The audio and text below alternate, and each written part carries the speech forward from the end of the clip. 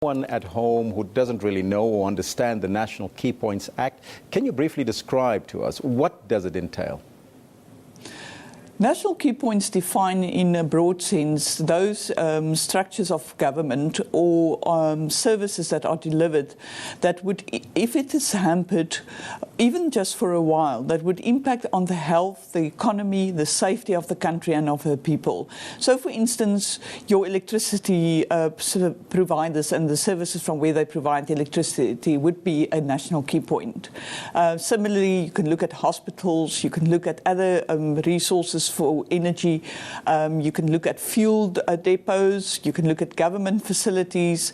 All of those can and are considered to be national key points.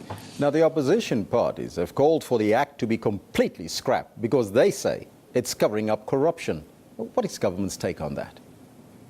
Now, I think that is absolute nonsense. You cannot operate your national key points or your critical infrastructure in a vacuum. We do need to have an act that is taking care of this. And what I found interesting, even in your own introduction, is that you referred to the fact that the Minister has announced on Friday that he's going to review this act. That's actually not correct. He said that he made public his intention to review the act in May already when we did the budget debate on police. He then made it quite clear that the act needs to be reviewed, that it is an old apartheid act, that we have to look at what the act makes provision for, and that we have to bring it in line with a democratic South Africa and a constitutional principle. Now, when do we expect that to happen, though? Well, it's a process that must take place. And quite interesting because of the fact that many of your national key points or your critical infrastructure are actually privately owned. It's a process that also will have to go through NETLAC. So what Minister has done in the meantime is that government has appointed a task team. The task team has finalised its report on evaluating what is currently considered to be national key points and whether that in terms of the Constitution of South Africa is in line with the Constitution, against the Constitution. It's also making certain recommendations of what should happen. And the next process then is to start developing a piece of legislation that can, or a redraft of the National Key Points Act that can address the concerns that we do have. Will this include also public consultation on the process?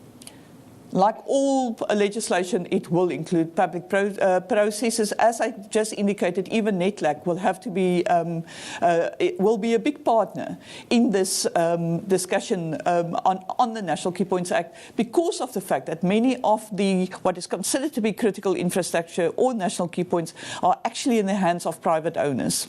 But when I refer to public consultation, I mean consultation with the public as well, besides NETLAC. Yes, of course. I mean, no piece of legislation can pass through Parliament without a public participation process. That process will also take place with key stakeholders before and in the process of drafting the amendment bill.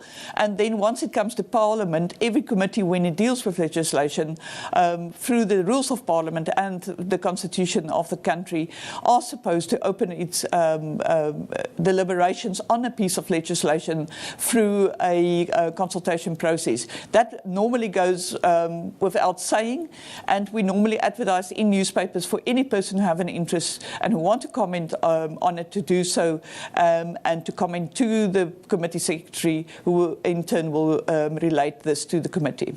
Now, last week, the government prevented the release of details of the 206 million security upgrade to President Jacob Zuma's private home in Nkandla. Was this act used to do so? No, really, I think that's something that you need to, in more detail, ask the members of the executive in terms of that. But as I've indicated to you, the National Key Points Act is there for a reason. It protects assets of the South African citizenry, of the South African government, that if it is hampered or if it's damaged, will have detrimental effects to the country as a whole. And for that reason, it can be that certain of those security measures that are in the report, I haven't seen the report, so it makes it very difficult for me to comment on it, that there are aspects in that report that they may feel are in contravention of one or the other act. Annelize Van Wyk, thank you so much for your time. She is the chairperson of the Portfolio Committee on Police, joining us. Thank you once again. Pleasure. Continental International News now. Sudanese and British